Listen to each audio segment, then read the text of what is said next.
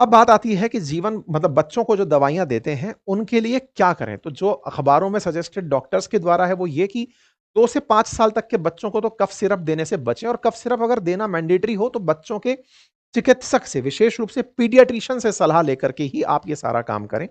साथ ही साथ में अगर आपको लगता है कि कोई दवा आपने पहले से मंगा के रखी हुई थी, पुराना सिरप था, अब वही देकर काम चला लें। बच्चों की जान कीमती है। आप उस सिरप के चलते दो ₹150 के लालच में उस दवा में कहीं गलती से पॉइज़न क्रिएट हो गया हो, उसका दोबारा उपयोग ना करें। डॉक्टर की सलाह से ही एक्सपायरी डेट देखकर, लेबल देख कर के ही दवाइयाँ दें। सही खुराक सही समय पर दें। पुरानी रखी दवाओं को देने से बचें। बिना डॉक्टरी सलाह के बार-बार खाँसी की दवाइयाँ ना दें, अदरवाइज़ उनसे लंग इन्फेक्शन, हार्ट बीट का तेज होना, ब्रेन डैमेज होना, किडनी फेलियर होना, डिप्रेशन की जैसी परेशानियाँ आ सकती हैं। उम्मीद है कि